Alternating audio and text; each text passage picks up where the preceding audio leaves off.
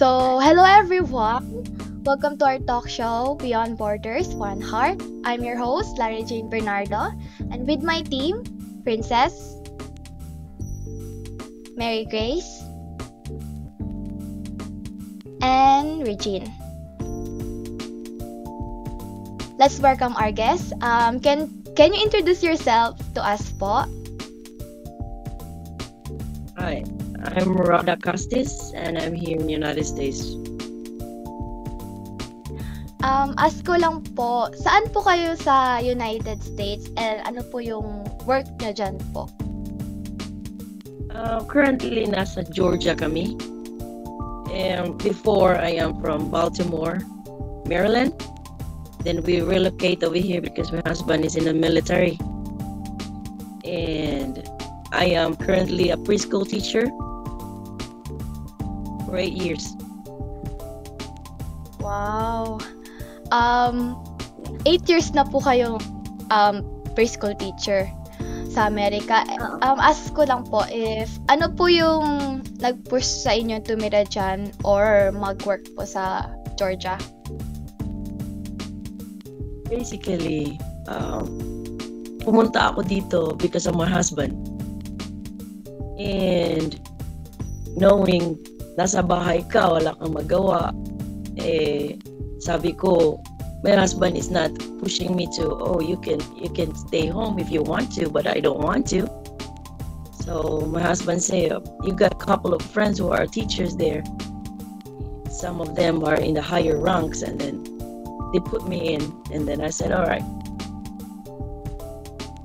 And how about ano po yung naging adjustment mo po when coming to USA for the first time? Hindi madali. Hindi madali kasi, galing ako sa Philippines. Tapos, nag-teacher ako dyan sa Philippines. And then, pagdating ko dito, parang natenga ako sa bahay ng ilang buwan lang naman. Tapos, na-homesick ako. Umuwi ako for 14 days sa Pinas. Tapos, bumalik ako dito. Then, I got the job. Then, inisip ko na lang, minomotivate ko na lang ang sarili ko na ginagawa ko to para sa parents ko. And yan. Hanggang I fell in love with the job, I fell in love with the kids. Paano nyo po na-adjust yung sarili nyo po sa culture nila? Lalo na po sa communication language. Di ba kahit fluent naman po tayo mag-English, iba po kasi yung English nila. For me, masyado pong mabilis. So, paano po kayo naka-adjust sa ganun? May language barrier kasi tayo alam nila kung Pilipino ka between she and he, di ba? Ganyan.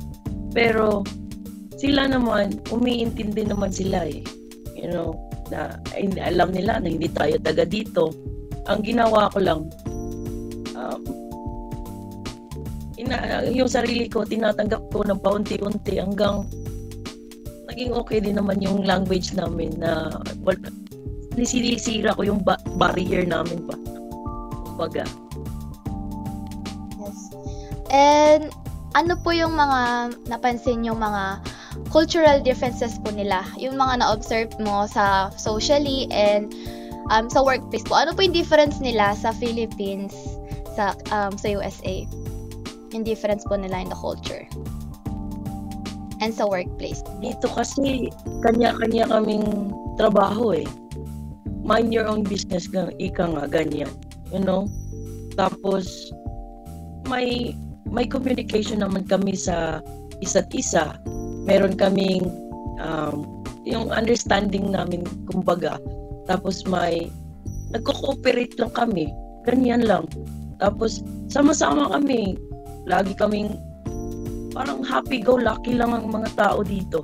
Ako lang ang Asian sa amin. Of all the teachers there, I'm the only Asian over there. So, Okay kayo lang po naman talaga. sila. Wala Okay po lang sila other kausap. Filipinos.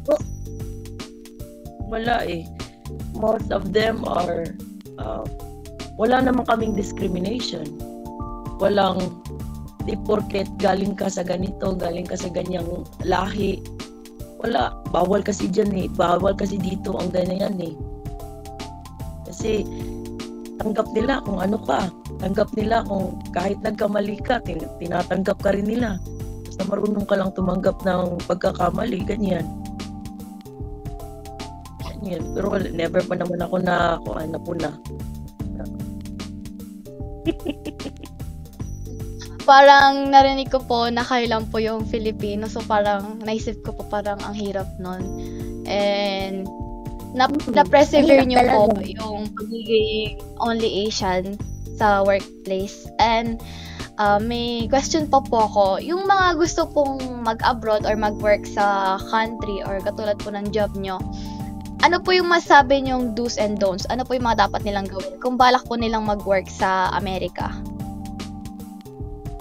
Sipagan nila. O hindi, make God in the center of everything. Kung ano man ang gagawin nila, ipasa Diyos nila. Tapos, marunong silang maging mapagkumbaba. Ganyan. And be friendly, not being rude. Ganyan. Ang mga tao dito, kapag alam nila, Pilipino, mapagmahal, marespeto. Kaya love na love nila yung Filipinos. Ang sa'yo lang, yung magiging friendly ka sa kanila, ganyan. Mahalin mo ang trabaho mo.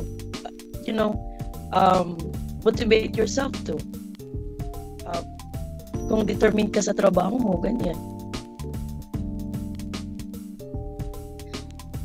Parang naano po ako, parang ano po ako sa advice niyo, parang kasi marami po kami na interview sa iba't ibang bansa, and meron pong number 1 na common yung sinabi po nila is talagang kailangan mong maging masipag, lalo na pag working ka sa ibang bansa, hindi ka sanay sa lugar na kung saan ka tatrabaho.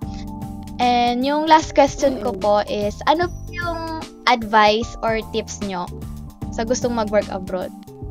Ano po yung tips niyo sa kanila? Kung pupunta man sila dyan, gano'n, mag-work po sila. Bukod sa mga nasabi niyo kanina. Yeah. Oh, they never give up. Kasi minsan, may ups and downs tayo eh. Gusto natin pumunta sa ibang bansa. Pagdating natin sa ibang bansa, ay, parang ayoko na dito, uuwi na ako sa Pinas. Huwag ganun. Ipursige natin na kaya natin. Laban lang tayo. Ganyan. Hindi tayo susuko. Anak tayo ng lapu-lapu. kahit anong pagsubok ang dadating sa iyo, syempre, pupunta tayo dito. Lahat, culture shock. Meron dyan. Meron talaga dito eh. Everything. Susubukin ka. Dadaan ka pa sa maraming tawag nito, depression. Kasi mamimiss mo yung family mo, mamimiss mo yung mga mahal mo sa buhay. Pero kung pursigido ka na marating mo yung goal mo, push mo. Kahit may hindrance pa yan, learn to fight for it. You know? Thank you so much po. Parang na-inspired po kaming lahat. Tsaka nakikita po namin yung determination and perseverance nyo po base lang po sa kwento nyo. And alam ko po, hindi po maging mahirap maging teacher. Kahit rin po dito and kahit sa parts ng mundo, hindi po siya easy. Hindi easy kasi nasuspend ako eh. Alam niyo, mix kasi sa amin eh. I have 6 special kids and mixed with the 10 normal kids. And I see, but I love them so much though. Yun po. Okay lang naman. Kasi pre-K is the beginning of everything eh. Hindi ka nila makakalimutan. Parang nanay na rin nila ako dun eh. Ganyan. Kung kayo, may goal kayo na gusto nyong abutin, lagpasan mo yung mga pagsubok. Dadating din tayo dyan. Tapos pray lang kayo. Pray. Ang Diyos nasa center nyo lagi. Hindi kayo pababayaan. Yes po. Thank you so much po for coming to our interview/talk show. And once again, I'm your host, Lara Jane Bernardo from Beyond Borders, One Heart. Thank you so much po for coming. No Thank you worries. po.